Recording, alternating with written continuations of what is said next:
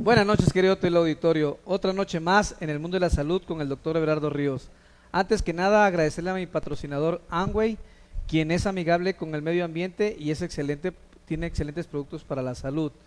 Para situaciones de venta con la licenciada Susana Valerio Rodríguez, al teléfono 614-169-1024. Vuelvo a repetir, licenciada Susana Valerio Rodríguez, al 614-169-1024. El día de hoy, como lo habíamos comentado, ¿verdad? Vamos a ver un tema muy importante que nos incide y nos compromete a todos, que es el tema el derecho a la salud. Para tal efecto tenemos dos excelentes invitados. Primero que nada tenemos al doctor Jorge Domínguez Limas, nuevamente el maestro Limas, quien él es estomatólogo pediatra, hizo su especialidad en el Instituto Nacional de Pediatría, él es pues pediatra militar. Es candidato al doctorado en administración por parte de la Universidad Autónoma de Chihuahua con el proyecto Investigación en el diseño de un modelo de administración y gestión hospitalaria en hospitales públicos y seguridad social aquí en la ciudad de Chihuahua. También tiene una maestría en administración por parte de la Universidad Autónoma de Chihuahua. Tiene una certificación en coaching avanzado ejecutivo y estratégico por parte de la Universidad Autónoma de Chihuahua. Él fue director del Hospital Regional Militar de aquí, de la ciudad de Chihuahua. Es catedrático de la fue catedrático de la Universidad Regional del Norte en las materias de salud y administración. También fue catedrático de la Universidad del Valle de México en temas, en áreas sobre administración y salud, y catedrático de la Universidad de La Salle en también temas de administración y salud. Buenas noches, doctor. Bienvenido. Muchas gracias. Y el día de hoy también tenemos de invitado al licenciado Gilberto Mendoza García. Él es representante del LEGAR y director comercial de normatividad de la Clínica de la Mujer aquí en la ciudad de Chihuahua. Fue socio de la empresa Congresa Consultores y Asociados. Es intermediario de seguros privados y autorizado y certificado por la Comisión Nacional de Seguros y Finanzas. También es coordinador de robos de vehículos. Fui coordinador. Fue coordinador de No fui coordinador, estuve en el departamento. En el parte de coordinación, sí. de robos de vehículos en el Registro Público de las Propiedades, en el Departamento de Averiguaciones Previas. Actualmente es conferencista y da talleres. Licenciado Gilberto Mendoza, buenas noches, bienvenido y gracias por estar con nosotros. Muchísimas gracias por Muy la invitación. Bien, pues aquí los invité porque creo que el tema es muy importante, sobre todo hablando de derecho y sobre la salud. ¿Y qué les parece si comenzamos con el tema, doctor y licenciado? Primero que nada, ¿qué es el derecho a la salud? Bueno, para entrar en materia, el derecho a la salud en México ya está catalogado como un derecho humano, el cual está consagrado en la Constitución Política de los Estados Unidos Mexicanos, en su artículo 4, párrafo 4, que dice: toda persona tiene derecho a la protección de la salud. La ley definirá las bases y las modalidades en las que se debe de dar este acceso a los servicios de salud y establecerá la concurrencia que debe existir entre las entidades federativas y la misma federación en materia de salud general. Prácticamente podemos decir, y a grandes rasgos, que la salud en nuestro país es un derecho, es una obligación del Estado mexicano proporcionarla como tal, proporcionar todos los accesos que sean necesarios y estrictamente indispensables para prestarle la salud a la población de manera generalizada, sin discriminación alguna, sin tener ningún problema en cuanto a sexo, edad, etcétera, etcétera. ¿Sí? Muy bien. Obviamente, dentro de esta obligación, también el mismo Estado mexicano debe de instaurar políticas públicas acordes para extender esta protección a la salud. ¿Qué es lo que se busca? Tener un acceso universal a la protección de la salud, que realmente actualmente en nuestro país no lo tenemos. No se está llevando a cabo. No se está llevando a cabo ley. como debe de ser. Como debería No de se ser. está llevando a cabo como debe de ser. Están los programas, se trabaja con carencias, pero pues al final de cuentas falta mucho todavía por hacer en el país. ¿Doctor? Sí, gracias por la invitación, doctor. No, al contrario, doctor. Yo quisiera sumar algo más de información a lo que nos acaba de comentar el licenciado Gilberto. Mire, existen derechos económicos, sociales y culturales.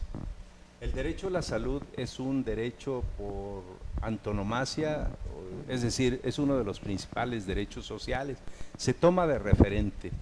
Entonces, debido a estas características, estos derechos no se les han dado una naturaleza jurídica, pues, o sea, no se les ha considerado como tal, como derechos, y eso se ha venido arrastrando independientemente de las modificaciones del artículo 4 constitucional, y se han considerado sino como aspiraciones sociales que son motivadas, tratando de lograr la justicia, la beneficencia, y derivado de estas características, pues todavía no llega, a pesar de que ya está en la Constitución, todavía no se ha llegado a sumar la gente a considerar que esto es un derecho.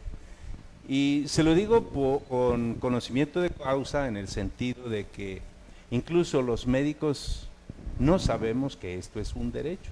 Yo creo que tenemos que trabajar definitivamente en hacerles ver a todos los trabajadores de la salud que esto es un derecho. Es por un lado. Por el otro lado, dentro de las modificaciones que tiene la Constitución, lo nombra como protección social en salud. ¿Qué quiere decir esto? La protección social en salud no está ligada a la cuestión del trabajo formal, que quiere decir que todas las gentes, por el simple hecho de ser ciudadanos, tienen derecho a la salud. Considerando anteriormente que era la seguridad social, en donde todos los que trabajaban en la economía formal eran los que tenían derecho. A la salud. Entonces, ahorita actualmente la Constitución, con esta modificación al artículo 4, que se ha venido impulsando para que todos reconozcamos el derecho. La Suprema Corte de Justicia de la Nación establece que derecho que no se conoce no se ejerce. Por eso no hemos podido lograr que esto se avance y se obtenga que todos tengamos este derecho, pero precisamente de calidad. Creo que eso sería parte del agregado que haría yo en relación al artículo 4 constitucional. Fíjese que acaba de mencionar algo muy importante, doctor. Derecho que no se conoce no se ejerce. Aquí probablemente estuviéramos hablando de los derechohabientes o del paciente, pero cuando el administrador, el directivo, el director de alguna institución conoce ese derecho y no lo da a conocer, también caería en omisión. Porque, bueno, el que no lo conoce, pues probablemente el paciente dice, pues yo no tengo derecho. Por darles un ejemplo, ¿no? El Instituto Mexicano de Seguro Social, cuando la persona deja de trabajar por alguna situación, tiene 52 días para tener ese derecho del Seguro Social. Y hay gente que no lo sabe y no lo ejerce. Necesita la atención médica, pero como dice, yo ya dejé de trabajar, ya no tengo derecho. No sé si valga la expresión que le acabo de comentar sobre esa situación. También cabería la omisión por parte de algunos directivos. Bueno, aquí creo que el que es más indicado para hablar del tema es... Pues mira, yo considero que no existe tal omisión. Claro.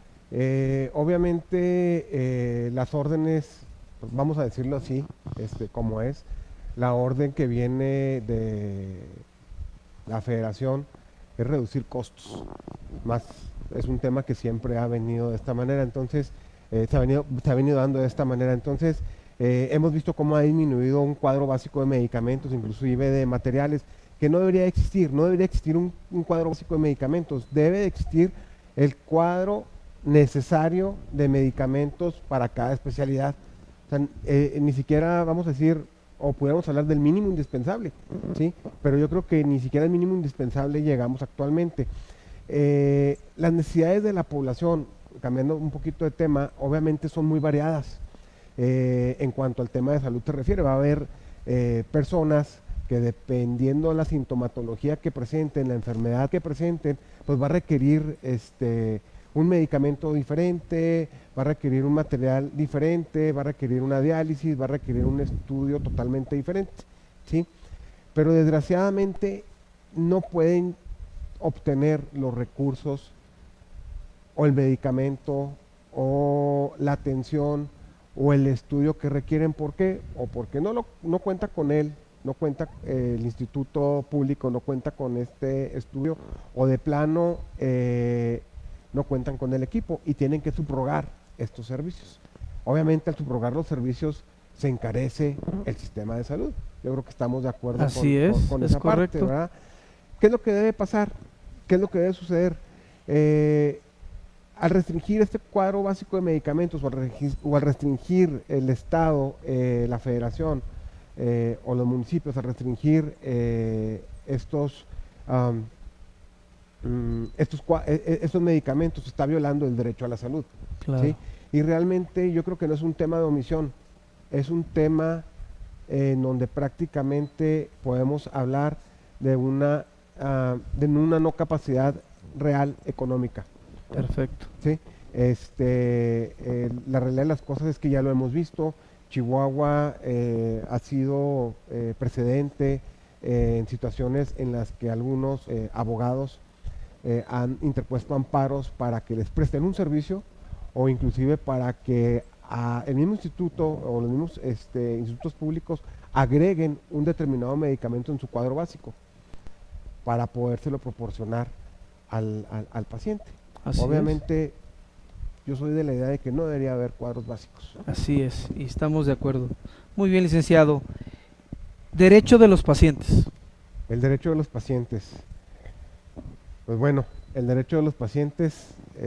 Bueno, A ver.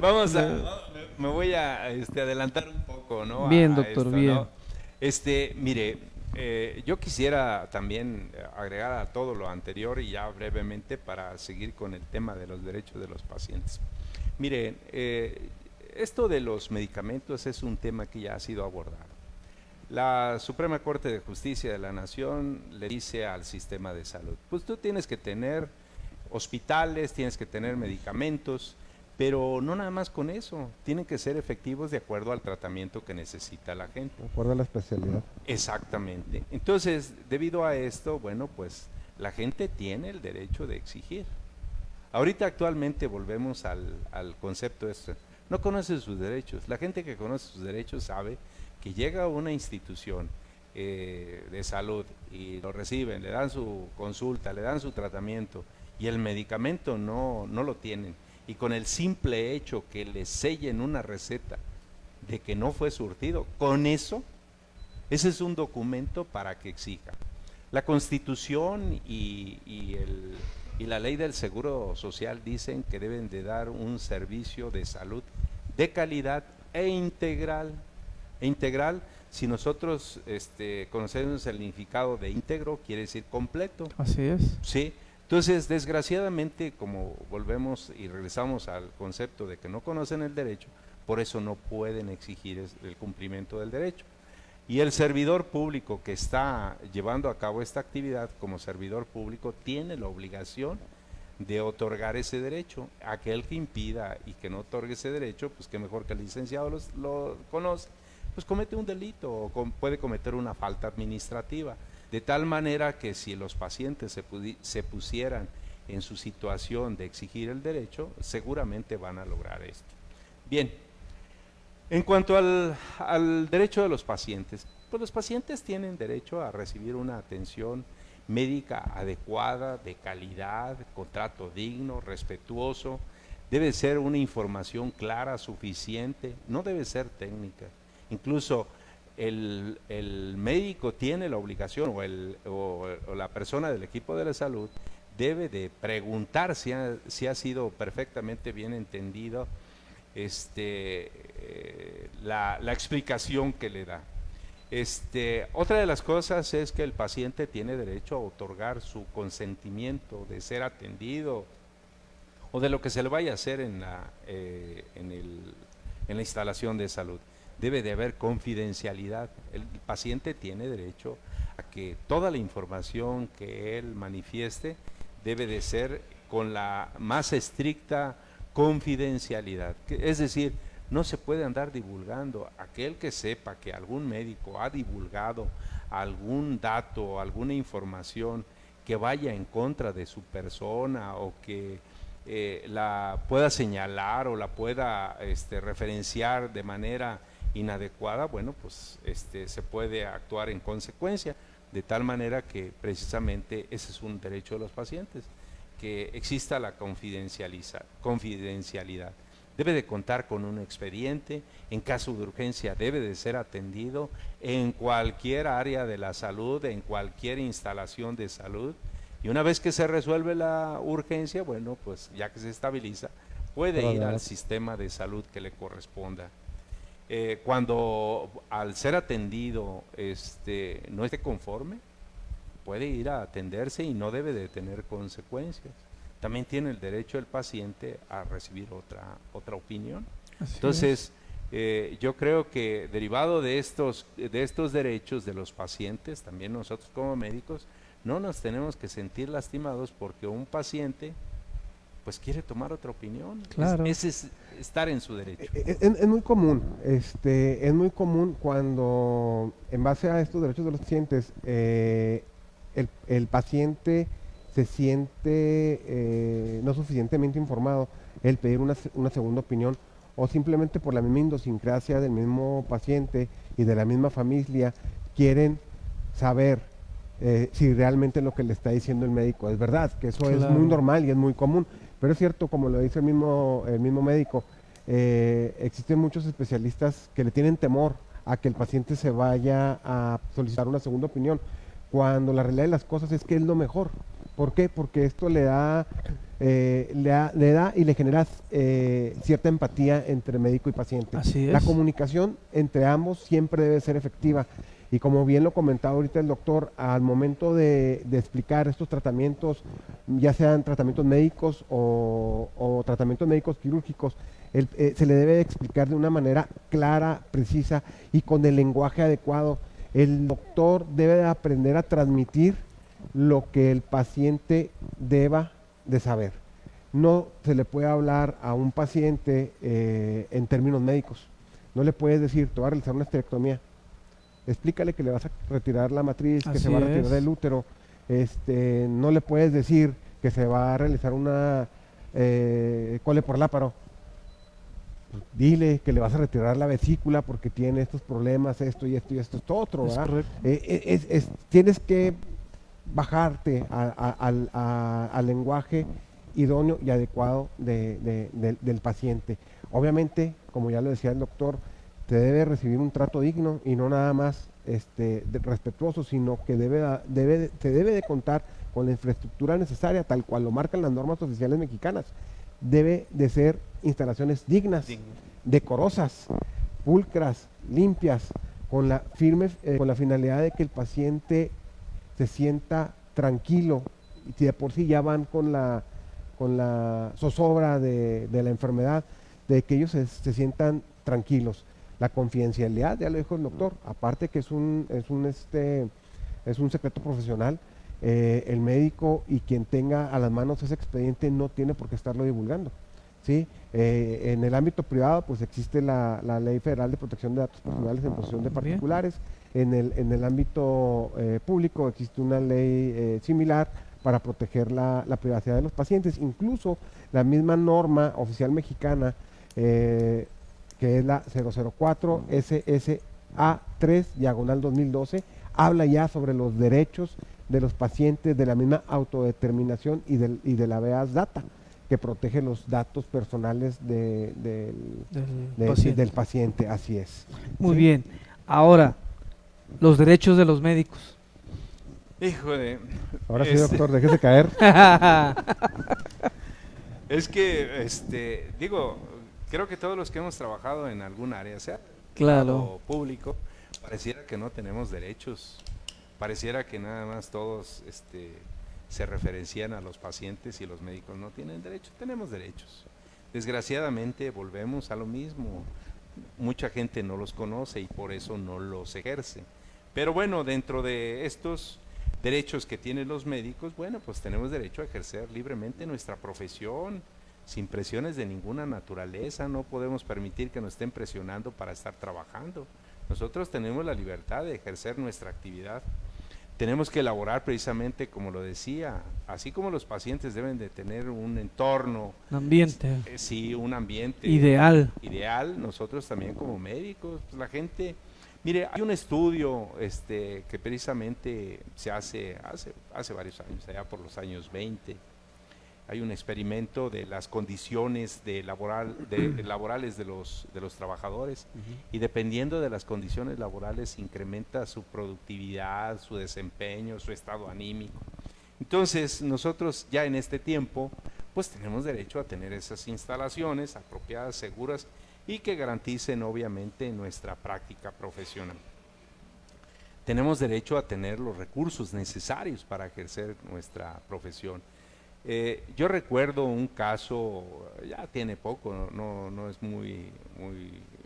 no tiene mucho tiempo, que sucede en Sonora, donde no hay un área para un recién nacido, una incubadora, y pues con el ingenio y todo esto se hizo para tratar de salvarle la vida al paciente, y bueno, se exhibió esta situación, mas sin embargo no se consideró que las instalaciones no eran las adecuadas.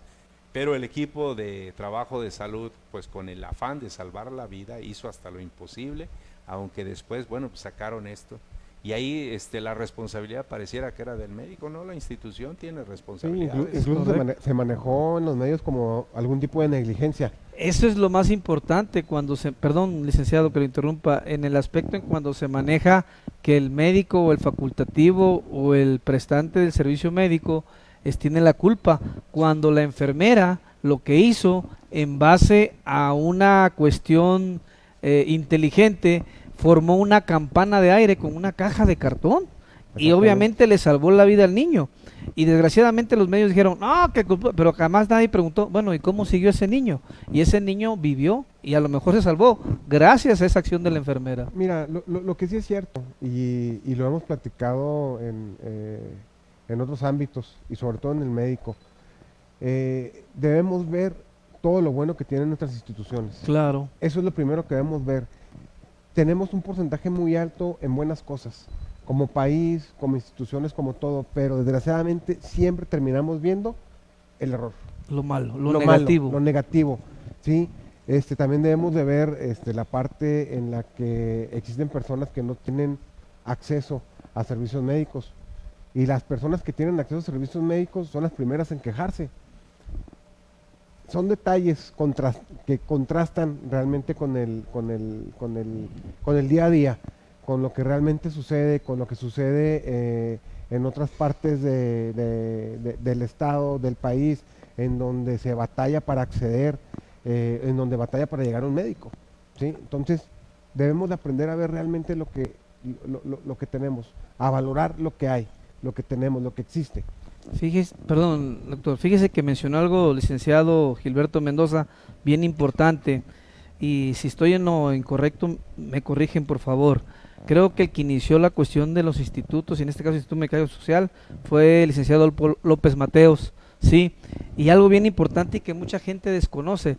¿Sabían ustedes que cuando México elaboró este sistema de salud, lo copiaron otros países como Holanda, como creo que Bélgica, y ahorita si tú ves a Holanda, tiene un sistema de salud precioso y es copia fiel del mexicano, pero aquí la pregunta es, ¿qué pasó con México?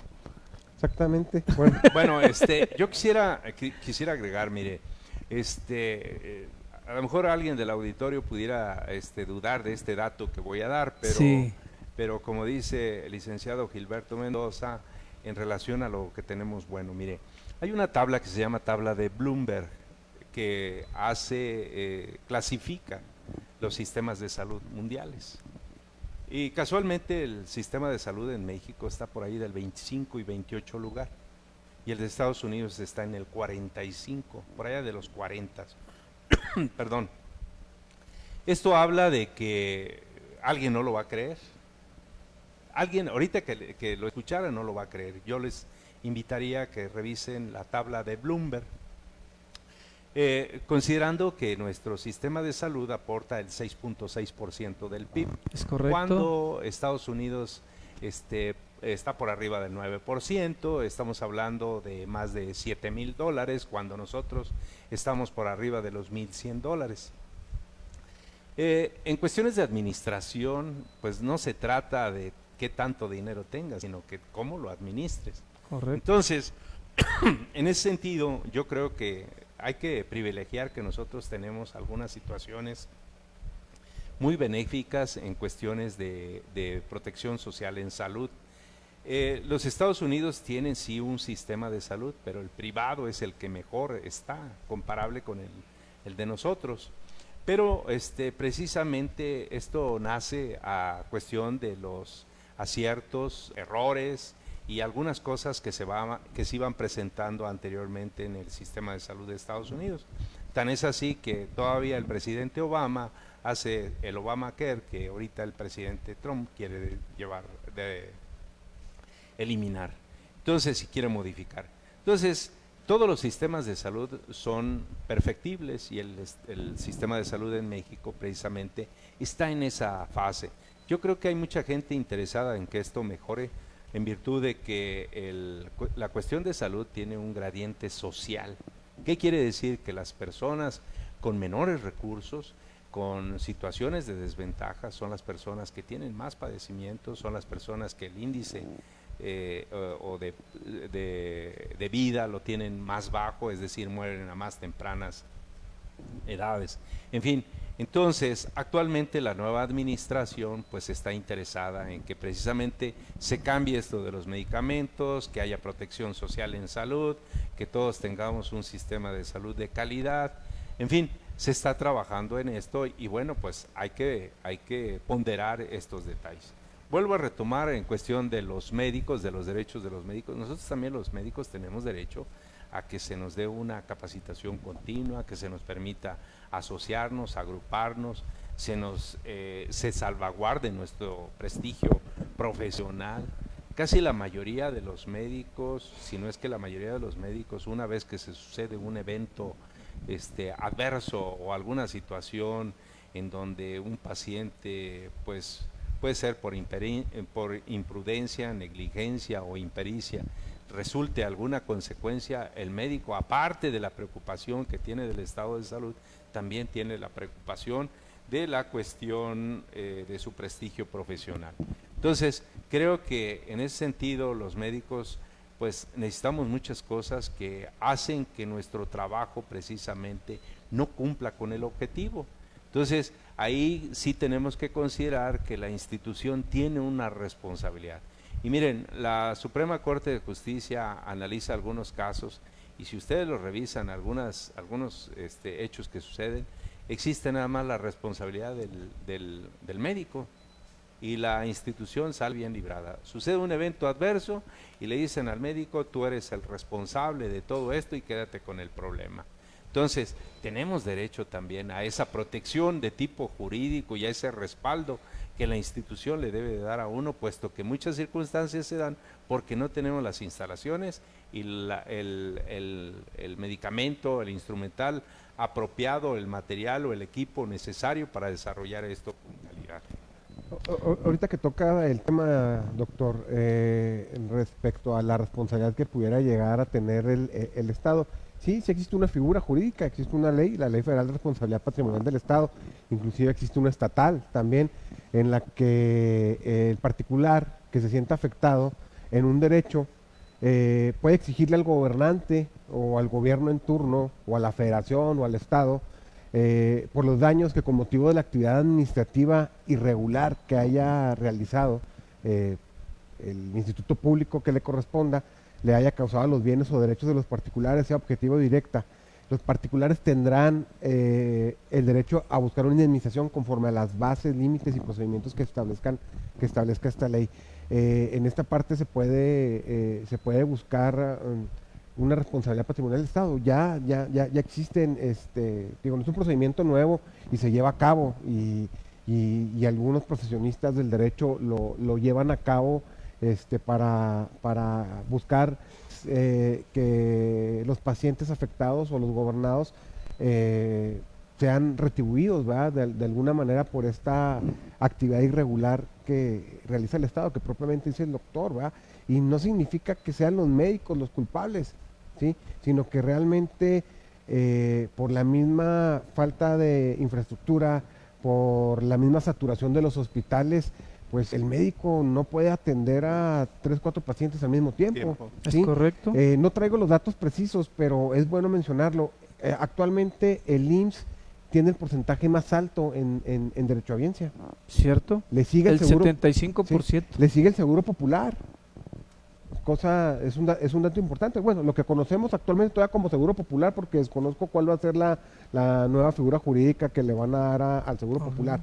Posteriormente le sigue el ISSSTE y a las demás instituciones públicas. Y un porcentaje muy mínimo es el sector privado. Tomando en cuenta que a raíz de que se crea la figura del seguro popular, no lo van a creer tampoco, pero el sector privado perdió mucho paciente. Eso es un hecho, ¿eh? Perdió muchísimo paciente, y yo se los digo porque trabajo en el ámbito del sector privado, sí, y perdió muchísimo paciente a raíz de que se instaura el seguro popular. Muy bien, pues créanme, está interesante la plática, se nos fue la primera media hora y si me lo permiten, regresamos después de estos cortos comerciales.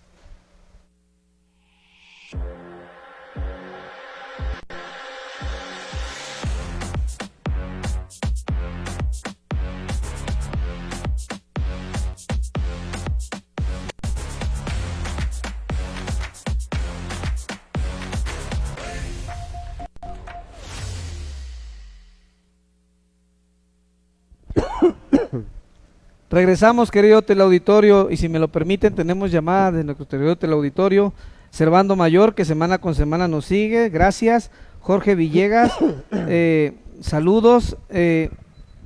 Asimismo, Ernestina Aguilar desde Mérida, Yucatán.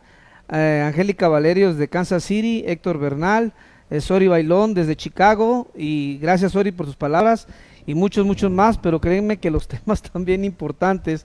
Y seguimos con la siguiente pregunta. La responsabilidad médica, hablando específicamente ella, ¿por qué la responsabilidad médica rebasa la responsabilidad contractual? Doctor. Bueno, nosotros como conocedores de cuestiones de salud tenemos una responsabilidad.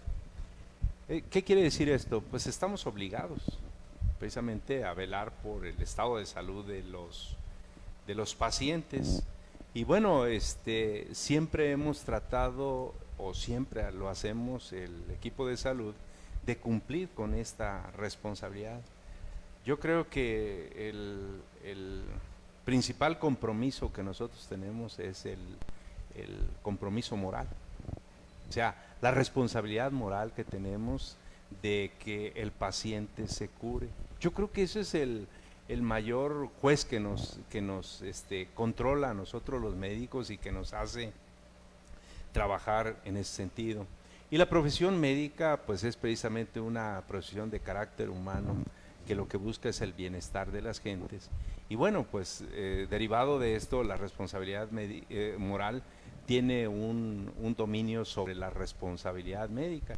¿Qué quiere decir? Que nosotros podemos estar haciendo las cosas bien, pero aún haciendo las cosas bien y con todas las condiciones que tengamos adecuadas, y cuando por circunstancias propias del estado de salud del paciente, aún habiendo hecho todo, teniendo todas las condiciones propicias, en este caso fallece el paciente, creo yo que tenemos una situación de tipo moral que duele mucho, ¿no? Claro. Muchos de los profesionales de la salud casi sufren en la misma magnitud que los familiares cuando sucede un evento de esta magnitud. Entonces nosotros como médicos pues tenemos esa responsabilidad médica, esa responsabilidad moral, esa responsabilidad social que nos hace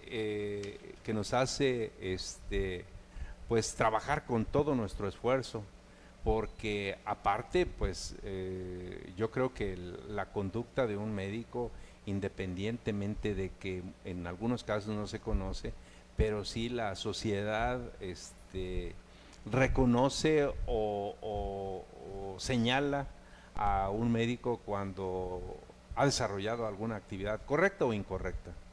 Muchas de las veces nosotros lo que buscamos es precisamente que ese reconocimiento social, que es el que va a derivar en el sentirse bien uno personal. Entonces, tenemos esa responsabilidad, esos tres tipos de responsabilidad, la médica, la social y la moral. Y yo creo que sobre estos conceptos éticos es sobre los que trabaja la profesión médica y todo el equipo de la salud. Sí, pues, cuando hablamos de algunos términos médicos, unos principios bioéticos, beneficencia, no maleficencia, autonomía, y no recuerdo, se me fue. Puede ser equidad y me fue el todo lo otro. demás. Lo que sí es cierto, y lo que comenta el doctor, la medicina no es una ciencia exacta, ¿sí? La medicina, podemos hablar que el acto médico es de medios y no de resultados. No de Así resultados. Al hablar de los temas de la responsabilidad propiamente del médico, debemos de entender que el médico nunca ha pretendido dañar al paciente. Al contrario, siempre ha buscado restablecer su vitalidad, ¿sí? Y ahorita platicando, ahorita que platicábamos cuando íbamos a hablar de este tema, se me vino a la mente, alguna vez yo platiqué con un médico y él me decía cómo abordaba a sus pacientes traumatizados. Por lo general siempre le preguntaban, o le siguen preguntando, doctor, ¿voy a quedar igual? No, vas a quedar mejor que como estás ahorita, pero no igual a como estabas antes de tu accidente. Dice, es la manera que yo tengo de hablarles con la verdad, decirles, nunca vas a quedar igual. O sea, llegan pacientes con fracturas expuestas, con diversas sintomatologías, y es complicado poderle decir a un paciente que vas a quedar mejor que como estabas antes del accidente. Es imposible. Y yo creo que ustedes como médicos pues lo pueden entender, pero muchas veces el paciente no. El paciente quiere realizar las mismas actividades que tenía antes de su enfermedad o antes de su accidente. Y es por eso que el médico nunca debe garantizar un resultado. De hecho, no se debe garantizar un No se debe resultado, garantizar no un se debería, porque estaríamos cometiendo ahí una gran mentira. Una gran mentira. Y por ejemplo, yo me he encontrado con pacientes y a veces algunos pacientes me dicen, es que doctor, no se enoje. No me enojo.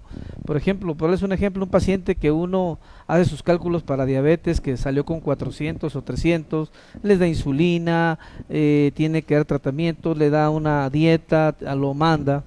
Y al mes que viene resulta que pues no se tomó la glucosa, sigue tomando su coca y todo eso. Es el paciente, dicen, es que se enoja.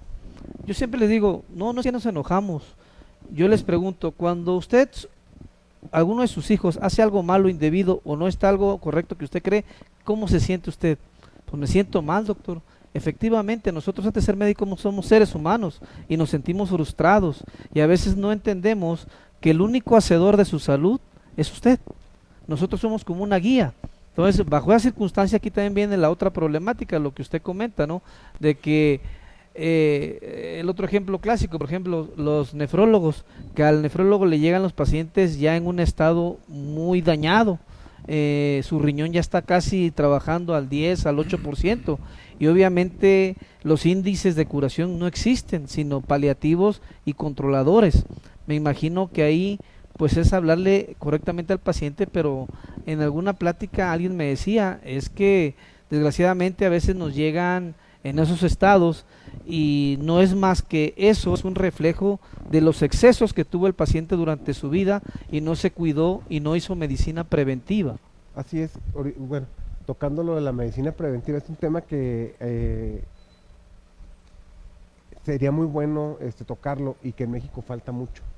Yo creo que en México, si los recursos que existen para el sector salud y para generar este derecho a la salud se enfocaran también más a la medicina preventiva, estaríamos totalmente del otro lado y a lo mejor tendríamos un sistema como el que usted dice, doctor, de Holanda, porque realmente es lo que falta aquí. El mexicano acude al médico cuando ya tiene la glucosa a 400, casi en un coma, casi que en coma diabético. Coma diabético, ¿no? Exacto.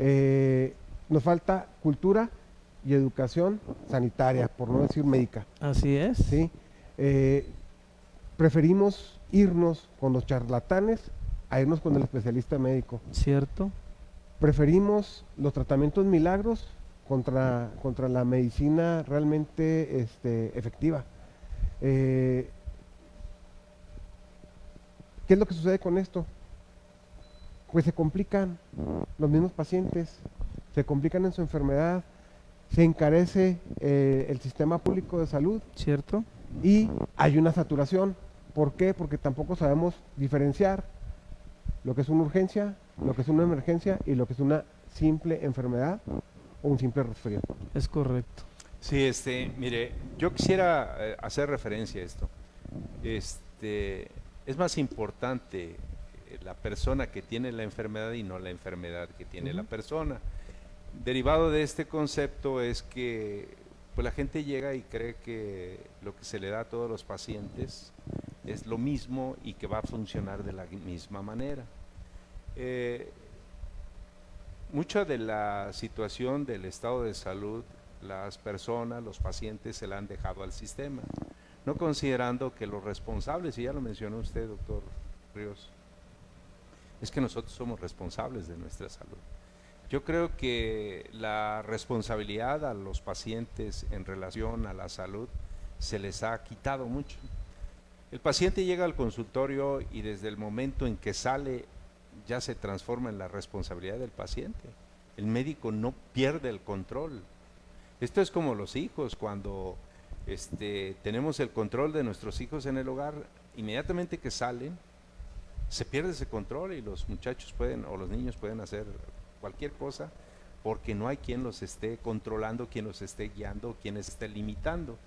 Entonces, derivado de estas cosas, pues los pacientes quieren que, así como vieron a otro que tiene el mismo padecimiento, ellos quieren el mismo resultado. Esto no se maneja de esta manera. Nosotros tenemos, insisto, pacientes, no enfermedades. No podemos dar todo como recetas de cocina. Entonces, eso es una parte que se ha dejado muy alejado y muy no tomarse en cuenta dentro del sistema de salud. El otro aspecto que yo quiero tocar es que, miren, actualmente la nueva administración federal dice que nosotros vamos a tener un sistema de salud como el de Canadá, como el de Suiza, como el de Holanda. El de Inglaterra, inclusive. El de Inglaterra, sí, que son países que pues han avanzado mucho en cuestiones de seguridad social y de salud. El problema no es el sistema de salud, el problema es la gente. Somos las personas. Sí. Entonces, pues, nosotros podemos implementar ese sistema, pero si no cambiamos la cultura, y casualmente el licenciado, pues yo creo que se ha contagiado mucho de aspectos médicos porque trabaja muy de cerca con el sistema de salud. Efectivamente, la medicina preventiva es más barata que la medicina curativa.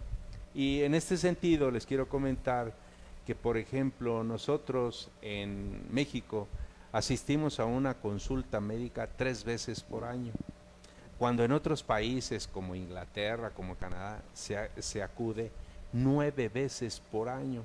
Esto nos habla de que es una medicina preventiva.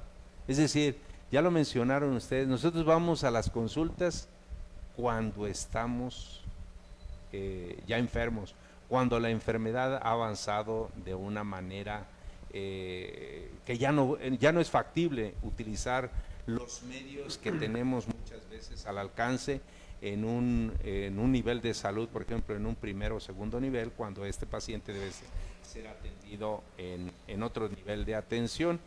Entonces, nosotros, ese es por un lado, los pacientes van a una consulta médica y le dicen al paciente, usted tiene que seguir esta dieta, tiene que bajar de peso porque su índice de masa corporal está muy elevado. Entonces, y le pregunta a alguien, ¿a dónde fuiste? Fui al médico, ¿y qué te dio? No, pues no me dio nada. O sea, él cree que solamente la medicina actúa cuando se da un medicamento. Claro. Entonces, eso es una parte, pero también nosotros como médicos no creemos en la medicina preventiva. ¿Es correcto? Entonces, las instituciones de los hospitales se han transformado en monumentos a la enfermedad. Allá por 1955, un secretario de salud de Argentina Argentina así los definía. Y miren, en la cadena curativa el sistema de salud está así, el sistema de salud y finaliza en los hospitales. Ahora las nuevas teorías y los nuevos modelos de salud es que empiezan con los determinantes sociales, está el sistema de salud y hasta el último, finalmente en esa cadena curativa están los hospitales. Lo cual, ¿qué quiere decir? Volvemos a tomar este concepto de medicina preventiva. Tenemos que modificar este entorno, porque si nosotros curamos un paciente y su entorno no es el adecuado, pues le vamos a dar tratamiento, pero el entorno es el que influye en esto, pues va a regresar y va a caer en esto, y entonces los medicamentos no funcionan. Tenemos que apostarle a otro modelo de atención. Ya se mencionó el modelo subrogado, ya se menciona el modelo que actualmente utilizamos, que es sobre los medicamentos, pero no hemos empleado este modelo de los determinantes sociales en salud. Y es bien importante porque dicen que es desde que nace el medio de salud, cómo está integrado, su vida, su modus vivendi y su educación, básicamente. Que es uno de los temas que se tocan ahorita más adelante. Sí, así es. En lo referente a los determinantes sociales ¿Sale de salud, salud? ¿verdad? Sí, así es. Y lo que decía o sea, falta culturalización de la medicina y de la salud y de la medicina preventiva, por darles un ejemplo, ¿no? O sea, tenemos ya un sistema muy simple, muy adecuado, que previene el cáncer cervicuterino en la mujer, Claro. y se siguen muriendo mujeres de cáncer cervicuterino, ¿no? O Mira, sea, doctor, aquí en México no nos enseñan ni a visitar al doctor ni a pagar impuestos. así es Esa realidad de las cosas. correcto. Entonces, debemos de ser conscientes de que la atención de la enfermedad, propiamente hablando, le corresponde al Estado en base al derecho de salud, pero la prevención de estas enfermedades nos corresponde a nosotros. Es correcto. Obviamente con el apoyo, con la infraestructura de médica o sanitaria que tiene el Estado, ¿verdad? Es O sea, correcto. tenemos que cambiar, tenemos realmente que El chip, prevenir. Ese El chip, chip, así exactamente. es. Muy bien. Otra pregunta, doctor. ¿Cómo se justifica que los hospitales y el personal médico tengan que respetar el derecho a la salud? Bueno, mire, creo que esto de alguna manera ya pasamos por Sí, por todo un eso. poquito. esto. Mire, aquí hay una parte donde todo el sistema de salud debe de estar sensibilizado en que nosotros somos responsables de otorgar el derecho a la salud. Entonces, ¿qué es lo que tenemos que hacer? Pues empezar a sensibilizar a la gente sobre lo que es un derecho. Los derechos, querramos o no, se deben de otorgar, y quien está en esa posibilidad y no lo hace, se ve en la posibilidad de cometer una falta o un delito. Es correcto. Entonces, los derechos se otorgan sin distinción de raza, color, religión, condición socioeconómica, etcétera. Y entonces, pues nosotros tenemos la obligación, y bueno, derivado de los principios éticos y bioéticos que ya se mencionaron, bueno, pues tenemos que entender que la gente cuando viene a un sistema de salud viene muy sensible, viene muy desgastado, y bueno, y si nosotros no hacemos lo suficiente para que ese paciente sea atendido de acuerdo con las características que ya hablamos de los derechos de los pacientes, muchas de las veces eso los enferma más. Correcto. Entonces, nosotros debemos de entender que debemos de respetar esos derechos, porque también en la medida en que nosotros actuemos es en la medida en que vamos a lograr que los pacientes se curen. Mire, hay un concepto que se maneja en cuestiones de medicina, que es el efecto placebo. Así Muchas es. veces, el que le digamos una palabra de aliento, una palabra de afecto, y ya se comentó hace unos instantes, el paciente se puede sentir bien. Hay pacientes que lo que necesitan es un apapacho, es una palmada en la espalda, y con eso es más que suficiente. Es la medicina. Es correcto, es correcto, es correcto. Entonces, de esa manera tenemos nosotros que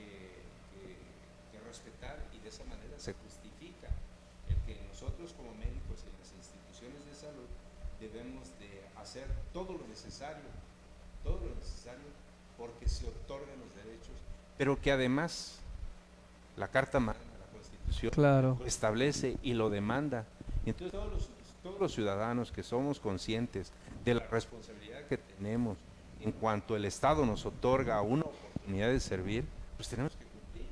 Claro. Entonces, eso es lo que justifica esto. Mire, yo también quisiera hacer referencia en que nosotros en México estamos transitando en una situación demográfica, epidemiológica y de cuestiones de seguridad social, pero también en el uso de tecnologías de punta. Entonces, estas transiciones han hecho que nosotros tengamos una demanda de estos servicios, y esta demanda de los servicios, incluso ustedes hablaron de cifras, de cuánto tienen de responsabilidad, hace que las instituciones o los médicos o las gentes que trabajamos en eso se vuelvan insensibles. Y esa insensibilidad que hace, pues es precisamente esos son los problemas que muchas veces se derivan. Y dice algo tan importante que se dice, cuando hay una queja de un paciente o de los pacientes hacia su sistema de salud, es por la pérdida de confianza. Es correcto. Pero esta pérdida de confianza se logra gracias a ese trato inadecuado, a ese trato despótico, a ese trato de que le estamos haciendo un favor cuando nosotros tenemos que otorgar un derecho. No se hacen favores, se otorgan derechos. Y nosotros debemos ser los primeros en observar que ese derecho se otorgue de acuerdo con lo que establece los derechos del paciente y nosotros la obligación que tenemos. Así es. Perdón. Sí, yo considero aquí la manera en que se puede justificar o que se justifica esta parte de que el mismo personal médico respete ese derecho a la salud. Es en base a que, si bien es cierto, los médicos tienen una capacitación muy extensa, y en base a que la misma normatividad, la misma Ley General de Salud los culmina a que se sigan capacitando para poderse certificar, para poder sacar su especialidad, pero falta más capacitación en el sentido de que puedan aprender a sensibilizarse en determinadas cuestiones, en determinadas situaciones, para que aprendan a comunicarse o tener una comunicación más efectiva con el paciente y puedan generar esa empatía y esa confianza que se requiere, que cuando ellos vean y comprendan que su paciente no está entendiendo lo que se le está explicando, poder ellos mismos canalizarlo con el médico que está a un lado, si estamos hablando de instituciones públicas, con el médico especialista que está a un lado. ¿Sabes qué? Tal vez soy yo el que no logra entenderse con el paciente. Explícale qué es el padecimiento que tiene, dale una segunda opinión para que él pueda comprender. Eso no se da, yo no lo he visto. Mire, en ese sentido, perdón. No, en ese sentido, mire, ahorita hay un nuevo modelo de gestión en cuestión del paciente. El eje central es el paciente. El eje central es el paciente. La gestión centrada en el paciente. ¿Qué quiere decir? Que todo lo que hagamos es relacionado con el paciente. Entonces, no nada más consiste en ¿cómo se llama? En otorgar los medicamentos. Es en el trato, es en conocer que tienen sus derechos, es en que el paciente tiene la oportunidad de poder decidir. Anteriormente el médico era una relación desequilibrada, donde el médico decía: te vas a operar, y nosotros como pacientes pues nos ajustábamos a la decisión del médico. Paternalista. Exacto. Y la opinión de los pacientes no se tomaba en cuenta.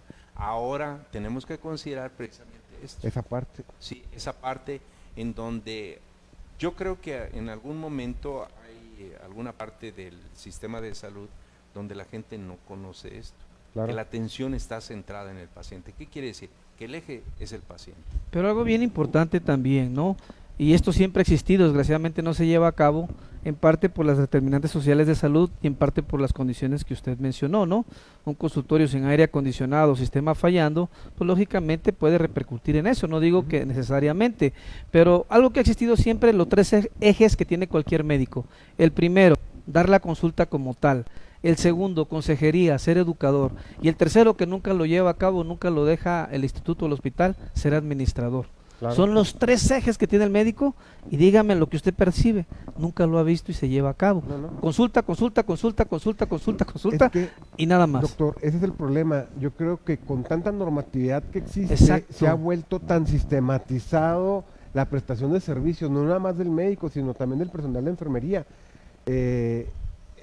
La enfermera, que es la persona de primer contacto con el paciente, pues ahora se la pasa anotando todo en el expediente clínico, se la pasa en los sueros y el medicamento anotando a qué hora se le aplicó, ahora el catéter hay que cambiárselo porque ya tiene más de 3 días, etcétera, etcétera. Entonces se ha vuelto muy sistematizado, ya se ha perdido también, independientemente de lo del paternalismo que hablábamos ahorita, se ha perdido ese contacto más directo con el paciente. Ahora es todo, esto lo tengo que hacer así, porque la norma sí me lo pide.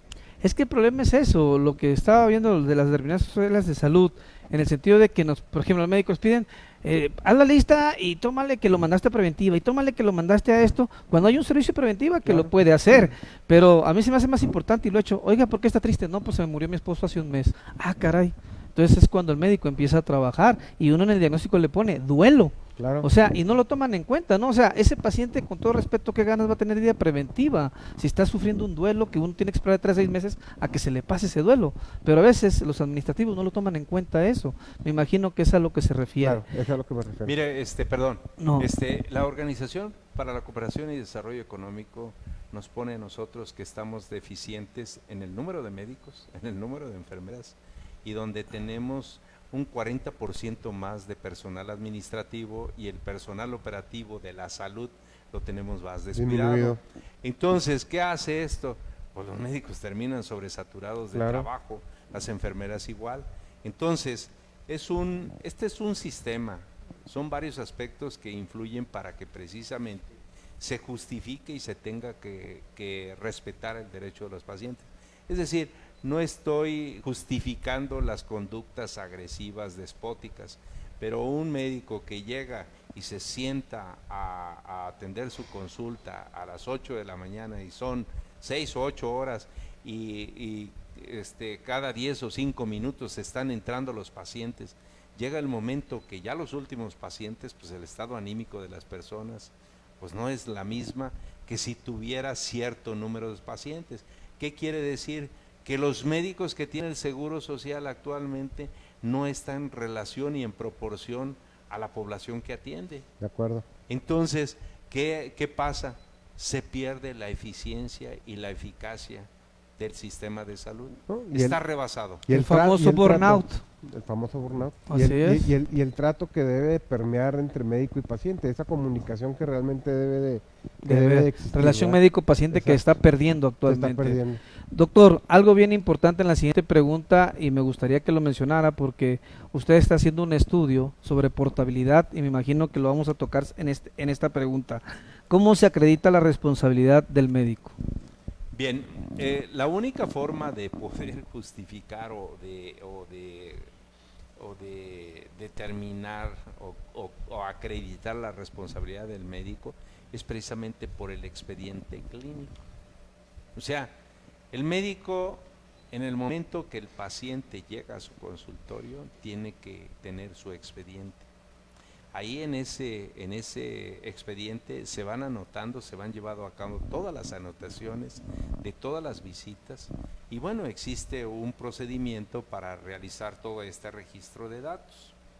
Entonces, este registro de datos debe de tener la característica actualmente, la norma, la 024. 04. No, La pero- de la norma de salud. Electrónico. Sí, del el expediente sistema electrónico. de información y registro electrónico. Electrónico. Este sistema lo que hace es que se registra esta información y esta información se pudiera utilizar en cualquier otro centro de salud. Y esto es lo que se llama portabilidad de la información. Ajá. Quiere decir que en cualquier sitio donde acuda el paciente puede saberse cuál es su última consulta, cuál ha sido su trayectoria de su enfermedad, cómo ha sido atendido. Entonces, esta situación es la que nos va a ayudar precisamente, o nos va a facilitar que los pacientes que, por ejemplo, radiquen en Chihuahua y se tengan que ir por cuestiones de paseo, por cuestiones de trabajo a otro lugar, se lleven la información, o esa información se pueda acceder a distancia. Todo el historial clínico. Todo el historial clínico. Ahora, obviamente con sus limitaciones. lo más importante ahora con el hecho de que quieren unificar las instituciones, creo que el primer factor a modificar es lo que dice el doctor, y es excelente, la portabilidad del expediente. Ok, supongamos en un momento ideal, ¿no?, que Seguro, ISSSTE, IMSS y Seguro Popular se unan, pues ¿cómo vas a ver el del ISSSTE? ¿Cómo tiene? Pues con la portabilidad del expediente electrónico. Ya existen algunas iniciativas Sí. respecto a un expediente único, universal, tanto para instituciones públicas como para instituciones privadas. Sí, pues querido teleauditorio, doctor, licenciado, desgraciadamente el Dios Crono nos come y pues desgraciadamente se nos acabó el tiempo. Espero que no sea la primera vez con usted, licenciado. Con el doctor pues ya nos ha acompañado en algunas ocasiones y le agradezco de veras, y de veras mil gracias por su atención. ¿Algo más que quieran agregar al final? No, pues muy agradecido con la invitación. En lo personal es un tema que me gusta, me apasiona. Tengo 18 años en el ámbito de la salud. Obviamente pues no soy médico, pero pues aquí andamos, No, excelente. aprendiendo de todos ustedes. Igual. Muchísimas Doctor. gracias. No, muchas gracias por la invitación, doctor, y qué bueno que me dio la oportunidad de poder invitar al licenciado Gilberto. Tuvimos la ocasión de convivir en el Centro de Cultura En la Casa de la Cultura Jurídica, que ya no la quieren cerrar. Exactamente, y bueno, pues me dio gusto saber que un profesional de las leyes pues tiene mucho conocimiento. Está involucrado en la salud y nos ayuda a entender mejor la salud. Pues querido auditorio, sin nada más que agregar, nos vemos el próximo martes aquí en Red Producciones por medio de Facebook. Asimismo, terminando el programa, ya estamos en la plataforma de YouTube y también en Instagram. Y sin nada más que agregar, que pasen bonitas y felices noches. Hasta luego. Hasta luego. Gracias.